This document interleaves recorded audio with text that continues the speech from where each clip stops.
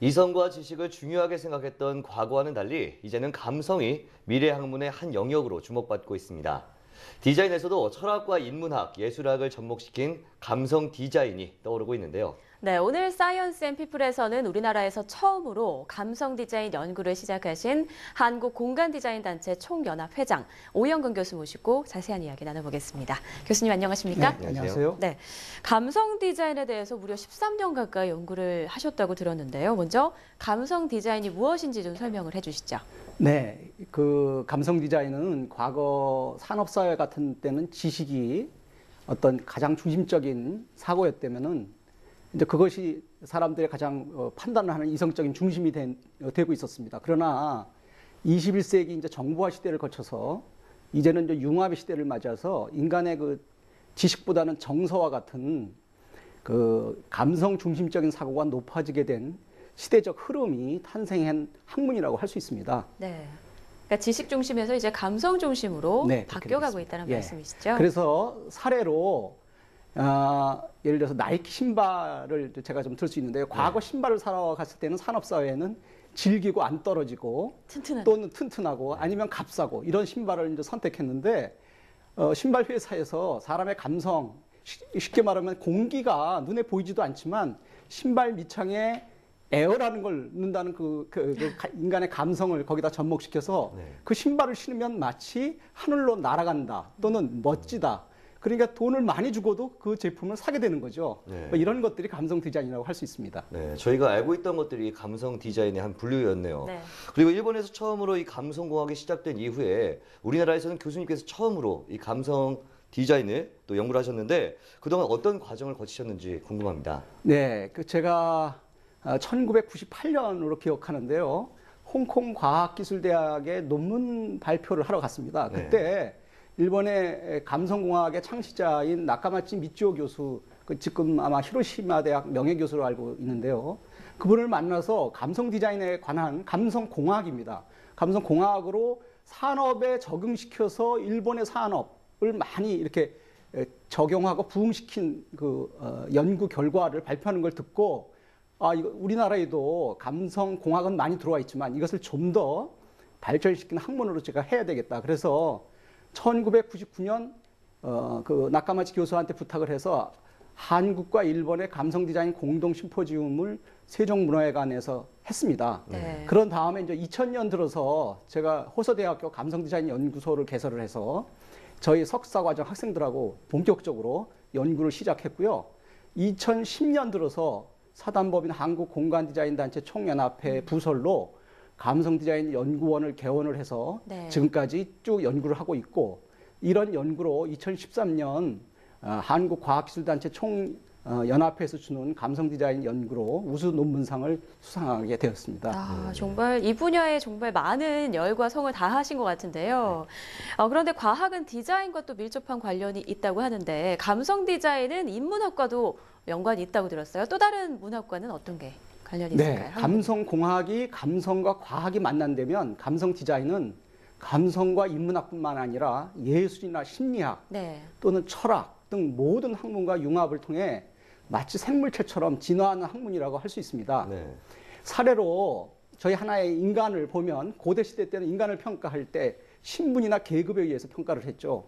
이제 중세로 들어오면 모든 것이 종교로 귀착돼서 천년 동안 암흑세계를 겪게 됩니다.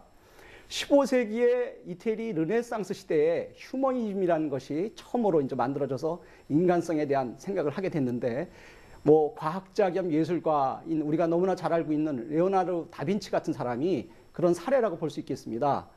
저 그림에서 나오는 것처럼 인간의 모습, 저 모습은 아마 로마 시대 때 장관이나 아마 그 상당히 높은 지위에 있던 비트루비우스라는 건축가를 타이틀로 한 인간의 모습입니다. 그 안에는 예술과 과학이라는 모든 신비로운 것들이 다빈치의 그림을 통해서 나타나고 있습니다. 18세기 들어서 인간의 이제 낭만주의 시대를 접어들면 인간의 모습을 어떻게 보게 되냐 하면 자아를 찾기 시작합니다. 이제 그러던 것이 19세기에 들어서 어떤 모더니즘이 탄생하고 산업혁명이 일어나고 인간의 이제 이때부터는 인간의 내적인 상태 이런 것들을 관심 있게 보게 됩니다. 이제 아마 예술 분야에서는 그 당시 인상주의 또는 뭐 후기인상주의 또는 뭐 입체파, 미래파 이런 그림들이 많이 나왔고요. 네. 이제 21세기 지금에 들어서는 이런 것들이 서로 이렇게 서로 융합하고 이런 걸 통해서 감성을 나타내는 시기로 접어들었다 이렇게 볼 수가 있습니다. 네, 뭐 다양한 학문들이 잘 융합이 돼서 나타나는 게 바로 감성 디자인이다라고 보면 되겠네요. 예, 그렇습니다. 네, 화면을 통해서 또 예술 작품을 봤는데 우리가 일상에서 흔히 접하는 유명 예술 작품들에도 이 감성 디자인이 왠지 들어있을 것 같습니다. 어떤가요? 예, 제가 지금 그림에 지금 나오고 있는데요. 네.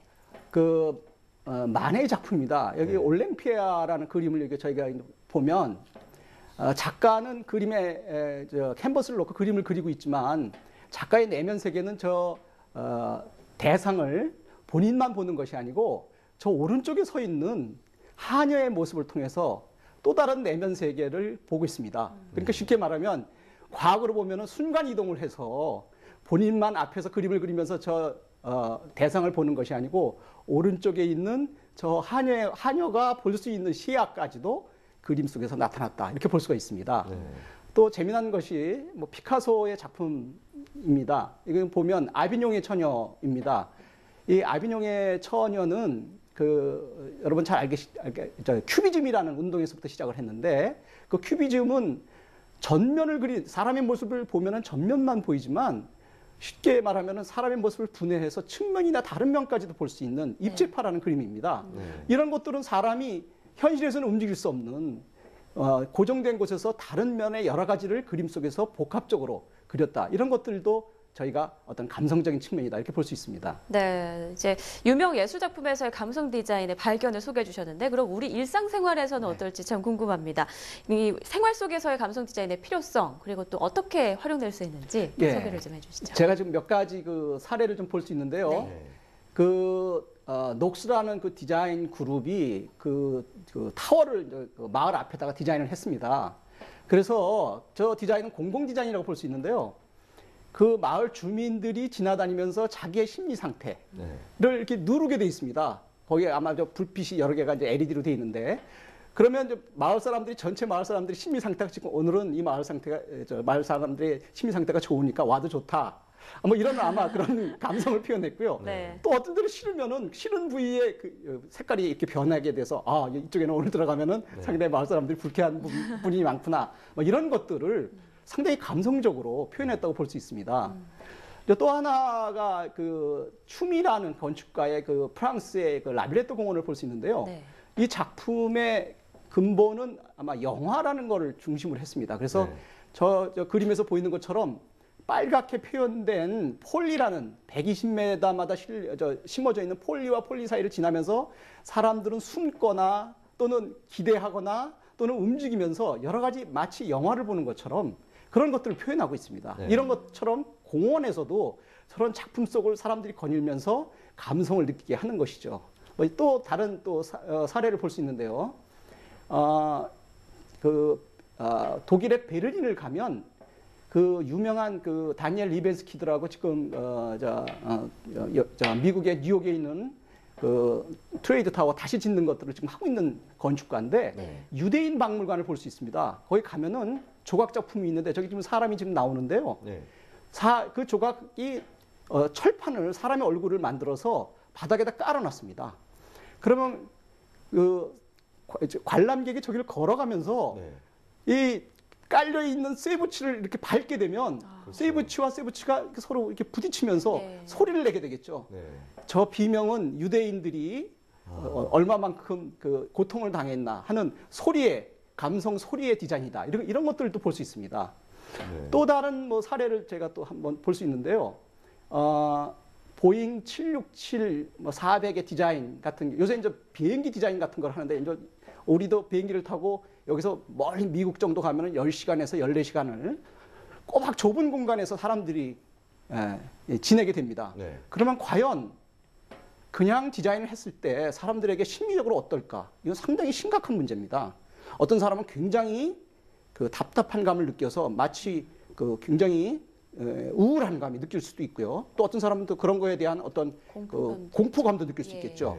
그래서 디자인을 하는 데 있어서 저런 디자인뿐만이 아니고 예술 분야 또는 심리학 분야 또는 미학 분야 또는 의학 분야 이런 모든 분야를 통합적으로 이렇게 하고 있습니다.